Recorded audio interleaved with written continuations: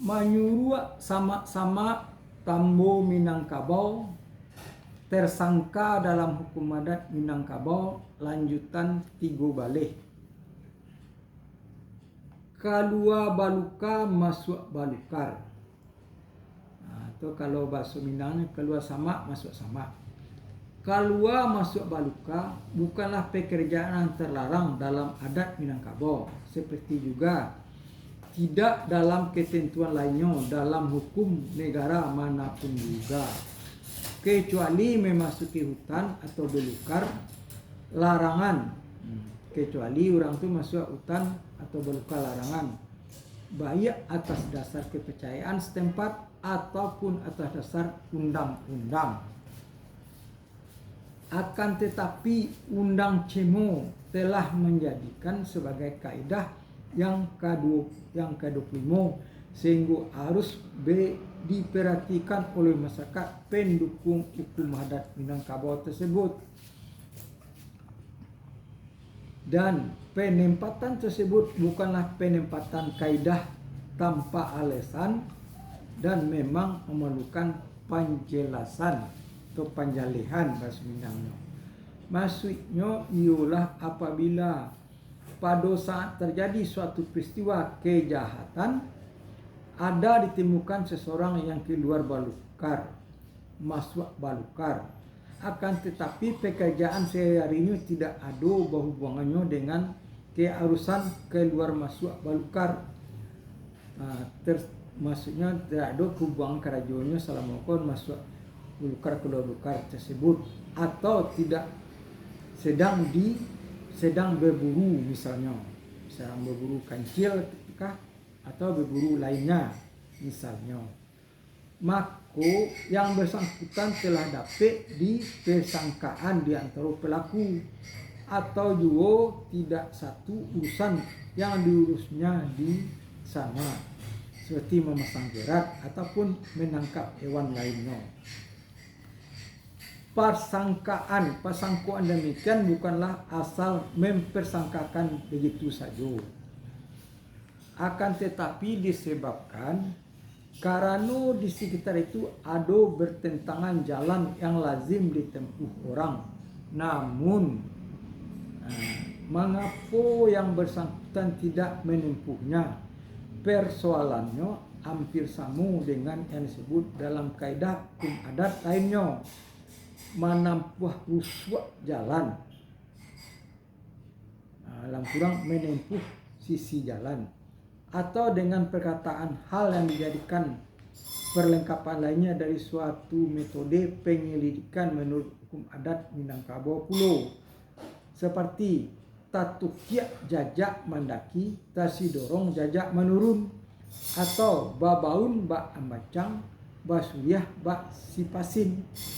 Namun untuk yang terakhir ini, jika tindak lanjut pendukungan tidak ditemukan, maka persoalan hanya sampai pada tingkat cemo, persangkaan, dalam kurung cemo dalam kurungnya persangkaan. Kaidah ke-25 atau nan tangah 30 dalam undang cemo ini secara umum dapat disebut sebagai kaidah terperinci dari hal-hal yang patut diperkirakan akan ditemukan dalam kejadian sehari-hari di tengah masyarakat. Kaidah ini masih dapat di satu kelompok dengan kaidah ke-24, dalam kurung runut pun tiado katiko ketinggalan. Jadi dalam kurangnya ulangi lagi, runut pun tiado katiko ketinggalan, jajak pun tiado kasano para painyo. Kaidah ke-23, meminta pinang pun tiado. Kaidah ke-22, meminta siriah pun tiado. Kaidah ke-21, tiado tantu nan dianta, nan dijapitnya tiado tahu, tiado nan dijapit pun dak doyo. Kaidah ke-20, datang tengah malam, pai tengah malam. Kaidah 8 baleh, samo datang. Kaidah ke-7 baleh, samo pai. Ataupun kaidah ke-1, berjalan berdarah-darih. Kaidah kedua, pulang pai babasah-basah. Dan kaidah ketiga, berjual bamurah-murah. Secara keseluruhan dapat disabui sebagai tingkah laku mencurigakan atau mencurigai.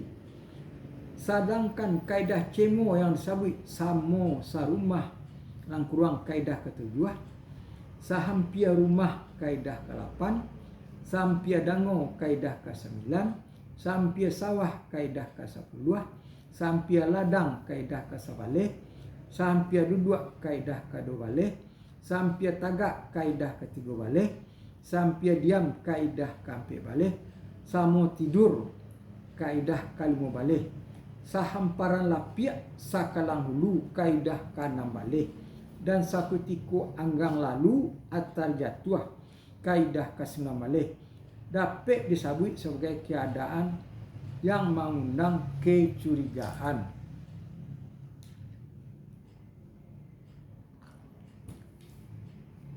Dan kaidah kampe di bawah pikir di bawah langau. Kaidah kalimo tabayang tertabur. Dan kaidah keenam kecondongan mata urang banyak dalam nagari dapat disabui dengan lingkungan yang menumbuhkan kecurigaan. Jika diperhatikan rumusan-rumusan hukum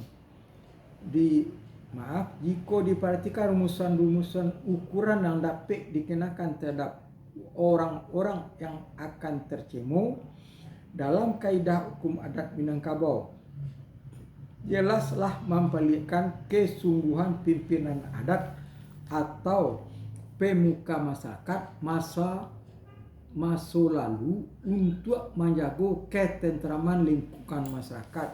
Begitulah cermatnya orang tua-tua dulu membuat suatu persangkaan atau cemo.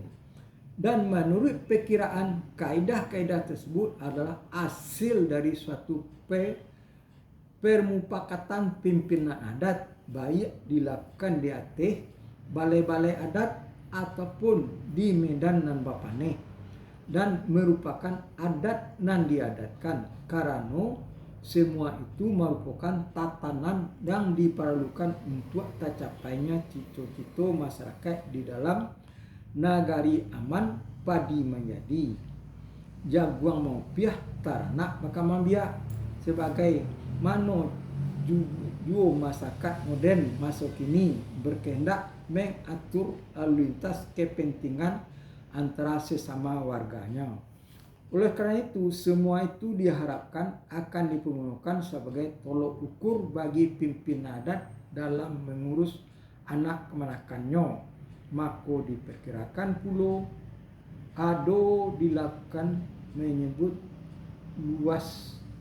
menyebar luasan ketentuan hukum adat ke tengah masyarakatnya, bahwa suatu bentuk perbuatan, tingkah laku ataupun ucapan-ucapan akan dapat menyusahkan diri, sehingga untuk semua langkah perbuatan harus mempertimbangkan akibat-akibat yang dapat timbul karenanya, yang pada akhirnya akan membuat malu kelompok masing-masing masyarakatnya. Di sikolah kita temukan kaidah pendukung. Lidah tadorong, ameh padahnya. Kaki tak taruang, ini padahnya.